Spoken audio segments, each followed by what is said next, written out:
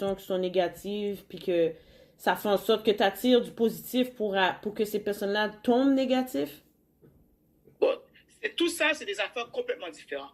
Que ce soit la magie ou bien l'infidélité, c'est des catégories différentes. Mais on va pas se mentir, les Ougans, là, comme les prêtres, comme les... Bon, check le modèle là, à New York, là, le partenaire, là. Les gourous, là. Eux autres, là, quand ils ont un statut très élevé, ils aiment ça avoir plusieurs femmes, puis ils disent que ça fait partie, ils disent que ça fait partie. C'est normal, c'est dans toutes les sphères où il y a des sectes, il y a des gourous, il y a des Ougans, c'est toujours comme ça. Ça a toujours été comme ça va toujours être comme ça. Mais où est-ce qu'il n'y a pas de Ougans, puis il y a des infidélités, ça, c'est notre problème aussi. Parce que si tu tombes sur la side chick qui est psycho, comme on a vu plusieurs films comme ça, des side chicks psycho, ça peut être dangereux pour toi, ta femme, tes enfants. C'est même pas une question de magie ou pas magie, c'est une question de... C'est comme ça. Depuis que tu es dans l'infidélité, puis tu as ta main, puis tu es dans des gauche à droite ou pas contre cette gauche à droite, la café. Tu comprends, je veux dire? C'est même pas une question de magie, c'est une question... C'est juste comme ça, c'est dans la nature humaine, tout court. C'est quoi le conseil que tu donnerais aux femmes qui sont prises dans le gouffre de ces hommes-là, qui ont une femme, puis cette femme-là, elle est méchante, et puis elle comprend pas que c'est pas la faute de ces femmes-là qui sont autour de cet homme-là, mais que c'est cet homme-là qui court après ces femmes-là, puis qu'elle, au lieu de corriger son homme, elle va persécuter ces femmes. Bon. Tu peux bien répondre. Je sais, tu peux répondre. Te dis la vérité, qu'est-ce qui se passe quand tu maries une femme dans l'histoire, tu maries une femme, c'est le mari et la femme qui doivent gérer. Tu comprends, je veux dire? So, s'il y a une relation extra-conjugale, c'est la femme doit parler avec l'autre. Parle avec ton mari, gère ton mari. C'est ton mari qui va devoir, parce que c'est ton mari qui a rajouté ça dans ton couple. Donc, c'est le mari qui va devoir le retirer. Parce que commencer à parler avec l'autre personne, ça va faire du bif.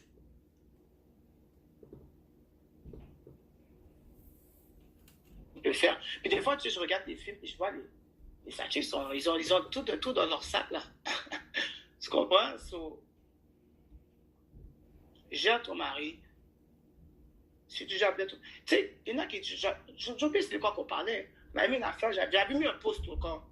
Je disais, yo, comme si la femme doit donner à manger à son mari, faire l'amour à son mari, toujours être coquette pour son mari, si ça pour son mari, si ça pour son mari. Puis un truc a dit, malgré tout ça, il va se te tromper. Oui, ça arrive. Parce que cet homme-là n'était pas fait pour toi.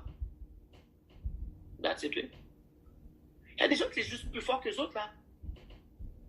C'est juste plus fort que les autres. Qu'est-ce que tu ne pourras jamais changer? C'est pas la personne pour toi. Si la personne n'est pas capable d'apprendre de ses erreurs, puis dire, you know what, I'm sorry, I'm going to try to be straight. C'est quoi tu vas essayer de changer, là? Entre moi et toi. Puis c'est pas seulement le garçon, c'est la femme aussi. Et de nos jours, j'ai regardé un sondage.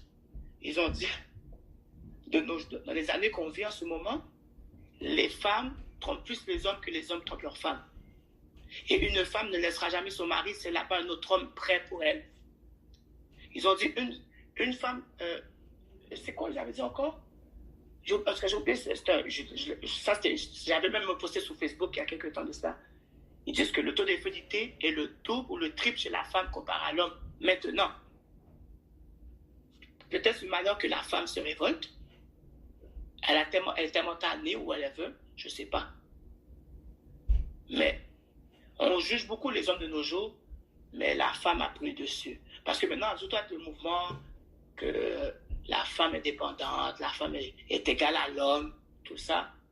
Je veux dire, les femmes viennent à un niveau comme si l'homme est capable de le faire, on est capable de le faire. Mais qu'est-ce qui est chiant avec l'homme et la femme? C'est que l'homme le fait pour le plaisir physique. La femme le fait pour le plaisir émotionnel. Et c'est là le danger.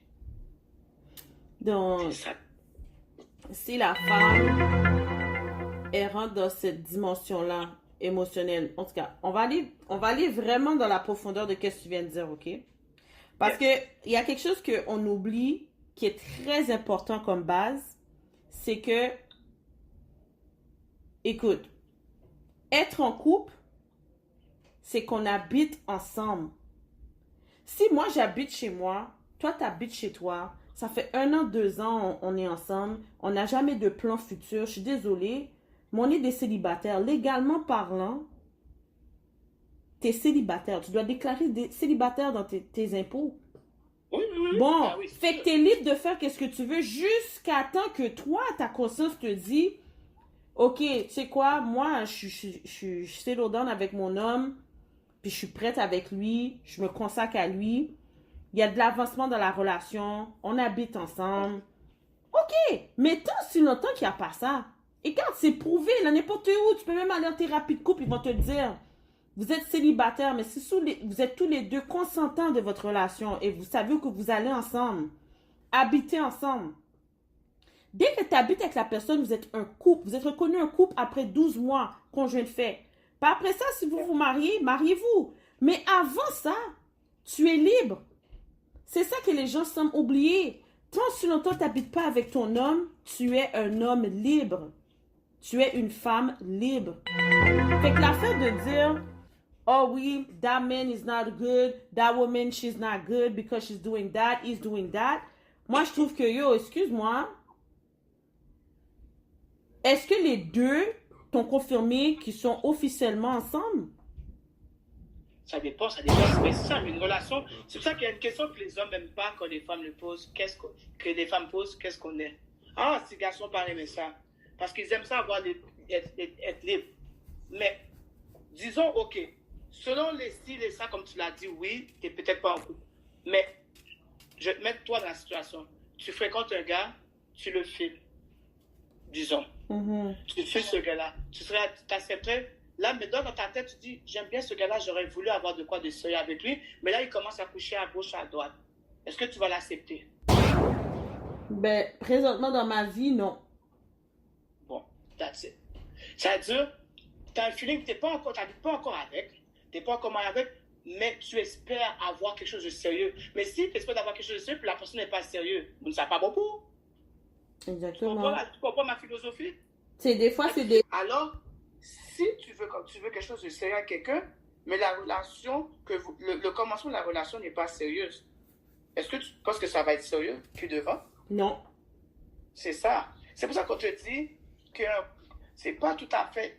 Tu es en relation. Donc, on va pas dire que c'est un couple. Tu es en relation avec quelqu'un. Tu comprends? Tu formes un couple. Former un couple, c'est comme deux personnes se connaissent ensemble, tête collée, puis ah oui, donc tu comprends? Moi, c'est comme ça que je vois, c'est ça un couple. Mais si tu veux que ton mariage ou bien ta famille soit straight, c'est dans le début, dès le début, tu dois gérer. Dès le début, tu dois voir quel type de personne que c'est. Parce que si tu donnes une certaine habitude à quelqu'un, depuis le début de la relation, quand tu arrives avec quelque chose de sérieux, elle va continuer de la même manière. Puis c'est pas ça que tu aurais voulu. Alors si la personne, oh oui, ben, on n'habite pas, on n'est pas vraiment un couple, mais je le filme, mais il couche à gauche, à droite, mais on n'est pas encore un couple sérieux. Quand ça va vouloir être un couple sérieux, il a l'habitude de coucher à gauche, à droite, il a l'habitude de faire ses conneries, il va continuer à le faire. Puis là, quand tu vas vouloir dire, je veux pas que tu fasses ça, qu'est-ce qu'il va dire? Moi, je le faisais déjà avant, tu m'as accepté, tu vas devoir m'accepter comme ça. Ou à moins que c'est un beau gars et dire, c'est vrai, ça te fait mal, mon amour, ben ok, je vais essayer d'arrêter. Ben, quand une femme ou un gars a l'habitude de faire quelque chose, là, puis l'autre personne l'accepte, là, elle ne sait pas de retirer ça, tu vas passer la misère en titille. Ça dépend, mais... Ça dépend où que la personne est rendue dans sa vie, tu comprends? Oui, ça dépend. Ça dépend. Tout ce que je dis, là, c'est pas cash, là. Tu comprends? Puis il y a des gars ou des femmes, là, où on va tout mettre... Il y a des personnes qui ils pensent être capables d'être en couple, puis finalement sont pas faites pour être en couple. Oui. Oui. Parce qu'ils mélangent la dépendance affective avec la relation sérieuse. Non. Oh, oui. Si tu veux l'engagement, go ahead. Si t'es pas prêt pour l'engagement, ben là, reste célibataire puis sois franc. Comme une fois que tu as un connect, puis après, là, c'est plus avec le nec, une semaine, 2 semaines après, on a un autre nec, j'ai un nouveau chum. Ça, c'est quelqu'un qui est dépendant, qui n'est pas capable de vivre seul. C'est pas de l'amour, là. C'est juste qu'il veut juste quelqu'un à s'écouter. C'est tout, là. Ça, les Donc, gens, c'est vice-versa avec les gars aussi. Moi, je trouve ça problématique, un homme qui a plein de femmes, puis il est pas capable de se caser, tu sais. Puis malgré qu'il se fait clète, il continue encore pire raide. Fait que, Ouais. à un moment donné, calme-toi, là, tu sais. Calme ton sexe, moi-même. Fait que c'est quoi ta philosophie? Tu parlais tantôt des formations 33e degré, honorable. C'est quoi ta philosophie de la franc-maçonnerie? Hum. Ça, c'est un petit. Pour te dire la vérité, j'ai toujours voulu rentrer là-dedans. Je vais pas te mentir. Parce que la franc-maçonnerie en partant, c'est. Il y a beaucoup d'études, il y a beaucoup de connaissances. Puis moi, j'aime ça m'instruire, j'aime ça apprendre. Tu comprends? Mais le problème qui arrive, tu sais, les gens jugent beaucoup la franc-maçonnerie et tout ça, parce qu'il y a beaucoup de bails secrets, puis à gauche, à droite. Puis comme ils disent que c'est les francs-maçons qui sont en train de diriger le monde, non, ça en partant, c'est pas vrai. Puis la franc-maçonnerie, selon les études, puis selon des choses que j'ai lues, que j'ai vues, puis des gens que j'ai parlé, ça n'a pas commencé comme ça. C'était vraiment des brothers, whatever, ok, qui se partageaient des connaissances. Ça a été infiltré par les Illuminés, les Illuminati, qui a changé, qu'eux autres, ils ont infiltré différentes sphères de l'atmosphère et de toute la société. Entre autres, la franc-maçonnerie, qui a transformé la franc-maçonnerie d'une différente manière. C'est comme à l'église, là.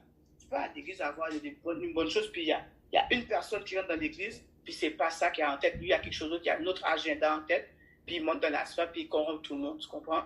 C'est partout, ça arrive, ça, tu comprends, je veux dire? Puis, je faisais beaucoup de recherches, je regardais des affaires, puis j'ai des grands honorables. J'avais un ancien client, que lui, c'était un grand honorable, il est mort, paix à son âme. Lui, il arrivait en France, puis c'était des limousines qui venaient chercher. Puis il allait dans la grande loge de France, puis les gens, c'était comme waouh! Puis lui, de temps en temps, il me parlait, il me disait des affaires, il m'instruisait, tu sais. Puis comme, si un jour tu veux devenir mon élève, je suis là pour toi. Puis j'ai d'autres personnes qui viennent au salon. Il y a beaucoup de personnes qui sont là-dedans, tu ne les vois pas, ils parlent pas. Ils sont là, ils écoutent, tu comprends, je veux dire? Puis c'est ça, puis ils sont comme William Marley. Tu es quand même assez éclairé, tu regardes, tu connais les signes, c'est ça. Pourquoi tu viens pas? Je peux te faire rentrer. Je suis comme, je sais pas, tu sais. Puis en plus, ma femme, elle n'aime pas trop ces affaires-là. Donc, en même temps, je dois respecter mon couple, tu comprends?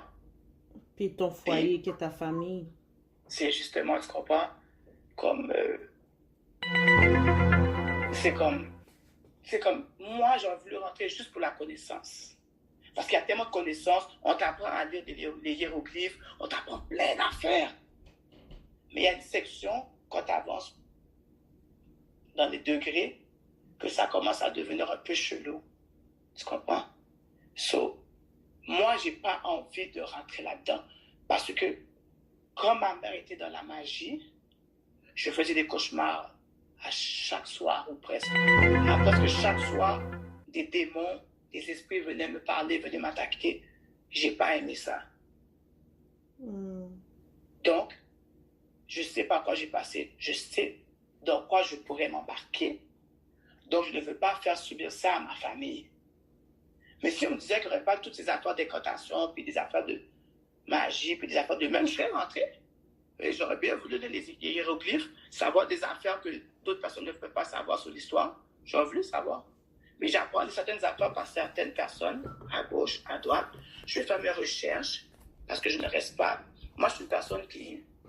Tu me dis quelque chose, arrête, je vais aller chercher. Je ne vais pas rester juste sur ce que tu m'as dit, puis prendre ça pour du cash, là. Tu comprends? Moi, je suis comme ça, tu sais. Puis là, j'ai vraiment beaucoup ralenti. Mais pendant au moins 5-6 ans de ma vie, j'ai tellement fait des recherches. Tu sais, je regardais les rappeurs, je regardais les ci, je regardais les ça. Puis je comme, à la fin de la journée, là, si je regarde tout ça, là, tu sais quoi que je vais faire? Peut-être que je vais juste lire la Bible ou whatever. Je pourrais rien faire d'autre. Parce que c'est partout.